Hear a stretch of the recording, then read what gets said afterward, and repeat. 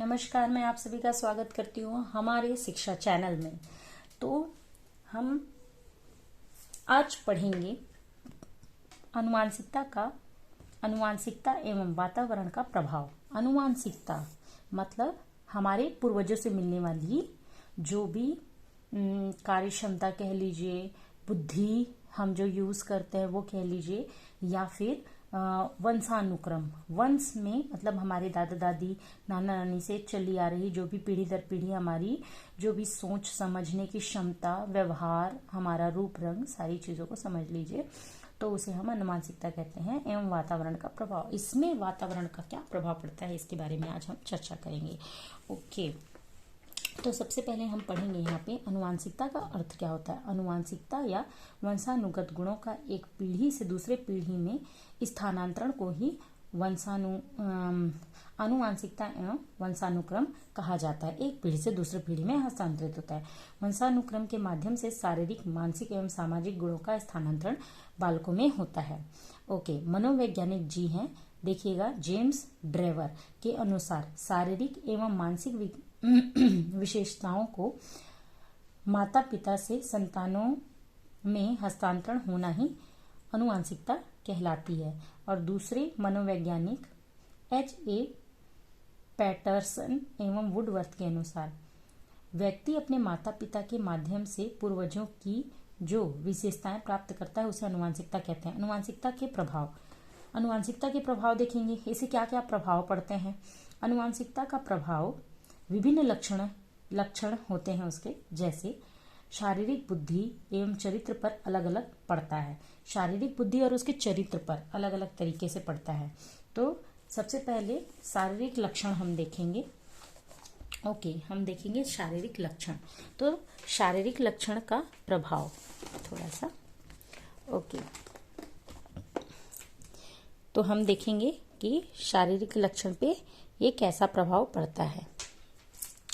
शारीरिक लक्षण पर प्रभाव, बालक के रंग रूप, आकार, शारीरिक गठन, ऊंचाई इत्यादि को निर्धारण में उनकी अनुवांशिक गुणों का महत्वपूर्ण योगदान होता है। ठीक है, मतलब हमारे पूर्वजों से जो भी हमको मिलता है उसी के आधार पर हमारा आकार, शरीर का गठन, रंग रूप इत्यादि हमको प्राप्त होता है। अधिकांश जुड़ाव भाई द्वियुग्मक होते हैं जो दो पृथक युग्मजों से विकसित होता है।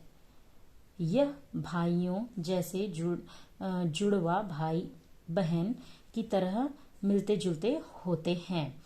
ओके, हमको जो भी हम जो भी रूप पाते हैं, जैसे आपका हमारा जो भी रूप है वो हम अपने दोनों माता और पिता के मिले जुले रूप को पाते हैं। जैसे हम किसी जुड़वा भाई बहन में देख सकते हैं ना कि दोनों एक जैसे दिखते हैं, वैसे ही होता है कि बच्चा जो है अपने माँ बाप जैसा दिखाई देता है। ओके, शारीरिक लक्षणों के वाहक जीन प्रखर एवं प्रतिगामी दोनों प्रकार के हो सकते हैं। यह एक ज्ञात सत्य है कि किन्हीं विशेष रंगों के लिए पुरुष और महिला में रंगों को पहचानने की अंधता, ठीक है, ब्लाइंडनेस मतलब आंखों, कलर ब्लाइंडनेस आप समझ सकते हैं। ओके, अथवा किन्हीं विशेष रंगों की संवेदना नारी में नर से अधिक हो सकती है। हाँ, हम लोग ज्यादातर देख पाते हैं कि स्त्रियां रंग बहुत अच्छे से पहचानती हैं, जैसे ब्लड रेड कौन सा होता है, चेरी रेड कौन सा होता है, और हल्का पिंकिश रेड कौन सा होता है, लेकिन पुरुष में वो पहचानने की क्षमता उतनी अच्छी नहीं होती है। एक दादी और माँ स्वयं रंग अंधता से ग्रस्त हुए बिना किसी नर शिशु को यह स्थिति हस्तांतरित कर सकती है। मतलब कि हमारे दादी या फिर माँ किसी भी शिशु को जो कलर ब्लाइंडनेस है उससे बिना ग्रसित हुए उसको वो अपना रंग जो है हस्तांतरित कर सकती है। ऐसी स्थिति इसलिए है क्योंकि यह विकृति प्रखर होती है, परंतु महिलाओं में यदि यही प्रतिगामी होती है। जीन्स जोड़ों में होते हैं। यदि किसी जोड़े में दोनों जीन प्रखर होते हैं, ठीक है, यदि किसी जोड़े में दोनों जीन प्रखर होते हैं, उस व्यक्ति में यह विशिष्ट लक्षण दिखाई देगा विशिष्ट लक्षण दिखाई देगा, जैसे रंगों को पहचानने की अंधता, मतलब वो रंग को आसानी से पहचान नहीं पाएंगे। यदि एक जीन प्रखर हो और दूसरा जीन प्रतिगामी हो तो वह उसका वही अस्तित्व रहता है। प्रतिगामी जीन आगे संप्रेषित तो हो जाते हैं और यह अगली किसी पीढ़ी में अपने लक्षण प्रदर्शित कर सकता है। अतः किसी व्यक्ति में किसी विशिष्ट लक्षण के दिखाई देने के लिए प्रखर जीन की जिम्मेदारी होती है। जो अभिलक्षण दिखाई देते हैं और प्रदर्शित होते हैं जिसे आंखों का रंग, उन्हें समलक्षणिक कहते हैं। समान लक्षण वाले हम उन्हें कहते हैं। ओके, प्रतिगामी जीन पहले अपने लक्षण प्रदर्शित नहीं करते जब तक कि वे अपने समान अन्य जीन के साथ जोड़े नहीं बना लेते। ठीक है, वो अपने क्या चीज को, लक्षण को प्रदर्शित नहीं कर पाते जब तक वो कि अपने जोड़े को समान वो एक दूसरे से समान जोड़े नहीं बना पाते, तब तक वो अपने लक्षण को प्रदर्शित नहीं करते। अभिलक्षण आनुवांशिक रूप से प्रतिगामी जीनों के रूप में आगे संचारित हो जाते हैं, परंतु वे प्रदर्शित नहीं होते। उन्हें सम जीनोटाइप्स कहते हैं। ओके, नेक्स्ट पॉइंट इज, यहाँ पे ध्यान से देखेंगे। ओके, बुद्धि पर प्रभाव। दूसरा पॉइंट था हमारा बुद्धि पर प्रभाव। बुद्धि को अधिगम की योग्यता, समयोग्यता, निर्णय लेने की क्षमता इत्यादि के रूप में परिभाषित किया जाता है। जिस प्रकार के सीखने की गति अधिक होती है, उसका मानसिक विकास भी तीव्र गति से होगा। बालक अपने परिवार, समाज एवं विद्यालय में अपने आप को किसी तरह समायोजित करता है। यह उसकी बुद्धि पर निर्भर करता है। हमको नहीं सिखाना पड़ता बच्चे को कि आप स्कूल में किसी को फ्रेंड्स कैसे बनाओगे, तो वो अपने बुद्धि के आधार पर ही बनाता है। हमारे एक मनोवैज्ञानिक हैं गोडार्ड। गोडार्ड का मतलब है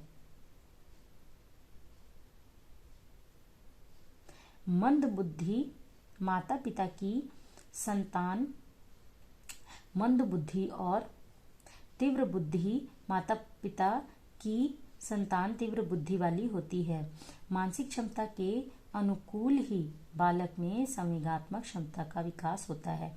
बालक में जिस प्रकार के संवेगों का जिस रूप में विकास होगा, वह उसके सामाजिक, मानसिक, नैतिक, शारीरिक एवं भाषा संबंधित विकास को पूरी तरीके से प्रभावित करने की क्षमता रखता है।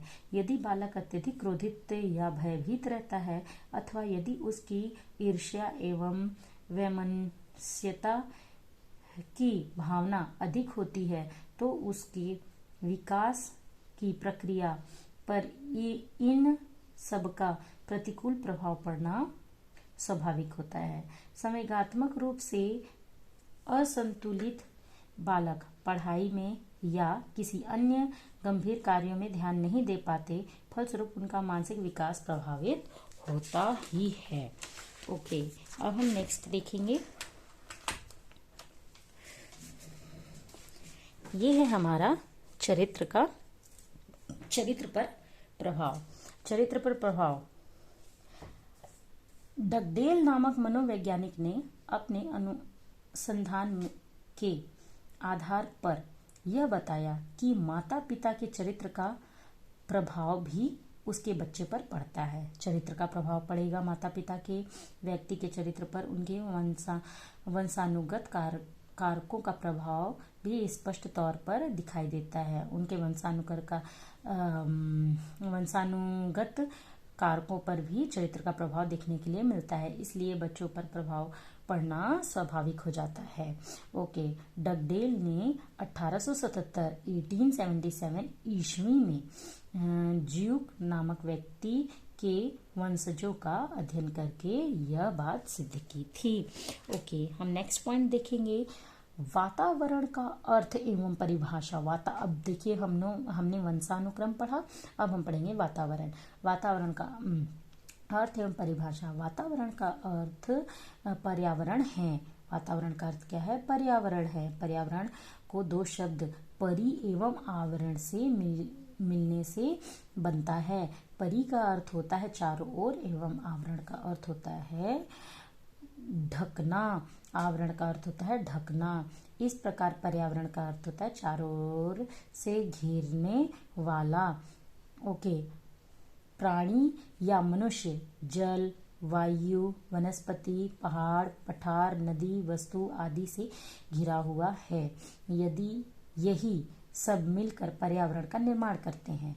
ऐसे वातावरण या पोषण के नाम से भी जाना जाता है। वातावरण मानव जीवन के विकास पर महत्वपूर्ण प्रभाव डालता है। मानव जीवन के विकास पर भी महत्वपूर्ण प्रभाव डालता है। कौन? वातावरण। मानव विकास में जितना योगदान आनुवंशिकता का है उतना ही वातावरण का भी है। दोनों का बराबर योगदान है। इसलिए कुछ मनोवैज्ञानिक वातावरण को सामाजिक वंशानुक्रम भी कहते हैं। इसलिए कुछ मनोवैज्ञानिक लोग क्या कहते हैं? वातावरण को वंशानुक्रम भी कहते हैं। व्यवहारवादी मनोवैज्ञानिकों ने वंशानुक्रम से अधिक वातावरण को महत्व दिया है। ओके, तो अभी हम लोग 3 मनोवैज्ञानिकों को देखेंगे। हमारे 3 मनोवैज्ञानिक, चलिए 3 मनोवैज्ञानिक हैं, हम उनको देखेंगे। एनास्टैसी के अनुसार, जीस बर्ट के अनुसार, हॉलैंड के अनुसार और साथ ही साथ हॉलैंड एवं डगलास के अनुसार। ठीक है। एनास्टैसी के अनुसार देखते हैं, पर्यावरण वह हर चीज है जो व्यक्ति के जीवन के अलावा उससे प्रभावित करती है। व्यक्ति के जीवन के अलावा उसको भी प्रभावित करती है। पर्यावरण वो चीज होती है। जीस बर्ट के अनुसार, जो किसी एक वस्तु को चारों ओर से घेरे हुए है अथवा उस पर प्रत्यक्ष प्रभाव डालता है उसे पर्यावरण कहते हैं। बहुत सही। डॉलैंड एवं डगलास के अनुसार, जीव जगत के प्राणियों के विकास, परिपक्वता, प्रकृति, व्यवहार एवं जीवन शैली को प्रभावित करने वाले बाह्य समस्त शक्तियों, परिस्थितियों एवं घटना को पर्यावरण में सम्मिलित किया जाता है। उन्हीं की सहायता से पर्यावरण का वर्णन किया जाता है। ओके, हम आगे अब पढ़ेंगे वातावरण का प्रभाव। आइए देखते हैं वातावरण का प्रभाव। तो वातावरण के संदर्भ में निम्नलिखित प्रभाव का वर्णन यहाँ पर किया गया है। पहला है शारीरिक अंतर का प्रभाव।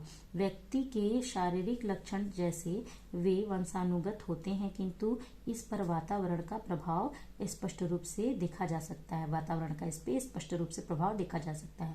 पहाड़ी क्षेत्र में रहने वाले लोगों का कद छोटा होता है, जबकि मैदान क्षेत्र में रहने वाले लोगों का शरीर लंबा एवं गठीला होता है। अनेक पीढ़ियों से निवास स्थल में परिवर्तन करने के बाद उपरोक्त लोगों के कद एवं रंग में अंतर वातावरण के प्रभाव के कारण ही देखने के लिए मिलता है। जैसे पहाड़ में रहने वाले जो लोग हैं, वो लोग बहुत कई 3-4 पीढ़ी तक जब वो लोग मैदानी स्तर में रहने लगते हैं तब उनके रंग में, हाइट में प्रभाव देखने के लिए मिलता है। ओके, ये था शारीरिक अंतर का प्रभाव। अब देखते हैं प्रजाति की श्रेष्ठता का प्रभाव। कुछ प्रजातियों की बौद्धिक श्रेष्ठता के कारण वंशानुगत न होकर वातावरणिक होता है। वे लोग इसलिए अधिक विकास कर पाते हैं क्योंकि उसके पास श्रेष्ठ शैक्षिक, सांस्कृतिक एवं सामाजिक वातावरण उपलब्ध होता है। उदाहरण स्वरूप, यदि एक महान व्यक्ति के पुत्र को ऐसी जगह पर छोड़ दिया जाए, देखिएगा, जहां शैक्षिक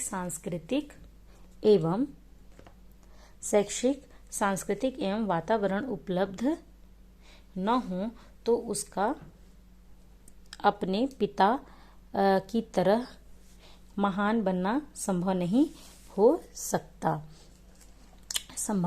सकता। ओके, नेक्स्ट पॉइंट इज व्यक्ति पर प्रभाव। व्यक्ति के निर्माण में वंशानुक्रम के अपेक्षा वातावरण का अधिक प्रभाव पड़ता है।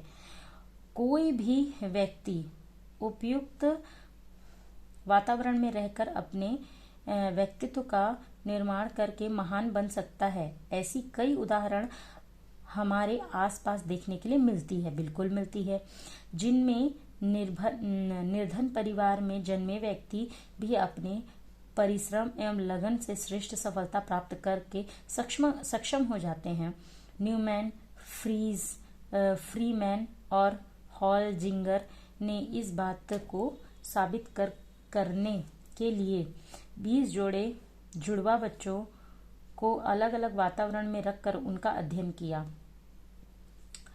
उन्होंने एक जोड़े के एक बच्चे को गांव में फार्म पर, दूसरे को नगर में रखा। बड़े होने के बाद दोनों बच्चों में पर्याप्त अंतर पाया गया था। फार्म का बच्चा अशिक्षित, चिंताग्रस्त एवं बुद्धिमान था, वहीं विपरीत नगर का बच्चा शिष्ट, चिंतामुक्त एवं अधिक बुद्धिमान था। ओके, नेक्स्ट पॉइंट इज मानसिक विकास पर प्रभाव। गॉर्डन नामक मनोवैज्ञानिक का मत है कि उचित सामाजिक एवं सांस्कृतिक वातावरण नहीं मिलने पर मानसिक विकास की गति धीमी हो जाती है। उसने यह बात नदियों के किनारे रहने वाले बच्चों का अध्ययन करके सिद्ध किया। इन बच्चों का वातावरण गंदा और समाज के अच्छे प्रभाव के दूर था। अध्ययन में पाया जाता है कि गंदे एवं समाज के अच्छे प्रभाव एक दूसरे प्रभाव से दूर रहने के कारण बच्चों को मानसिक विकास पर भी प्रतिकूल असर पड़ता है। बच्चों पर बहुमुखी प्रभाव। अब ये बच्चों पर बहुमुखी प्रभाव किस तरीके से है, आइए जानते हैं। वातावरण बालक के शारीरिक, मानसिक, सामाजिक, संवेदनात्मक आदि सभी अंगों पर प्रभाव डालता है। स्वाभाविक सी बात है। इसकी पुष्टि अवेरॉन का जंगली बालक के उदाहरण से की जा सकती है। इस बालक को जन्म के बाद एक भेड़िया उठा ले गया था और उसका पालन पोषण जंगली पशुओं के बीच हुआ था। कुछ शिकारियों ने उसे 1799 ईस्वी में पकड़ लिया। उस समय उसकी आयु 11 से 12 वर्ष की थी। उसकी आकृति पशुओं सी हो गई थी। उसने समान ही हाथों पैरों से चलना था। वह कच्चा मांस खाता था। उसमें मनुष्य के समान बोलने एवं विचार करने की शक्ति नहीं थी। उसको मनुष्यों के समान सभ्य एवं शिक्षित बनाने के सब प्रयास विफल हुए। मैं आगे का इसका जो भी पॉइंट है मैं आगे के वीडियो में बताना चाहूंगी आपको। इस वजह से क्योंकि वीडियो काफी लंबा हो जा रहा है, थोड़ा सा और पॉइंट है तो मेरे अगले वीडियो को जरूर देखें। Thank you so much.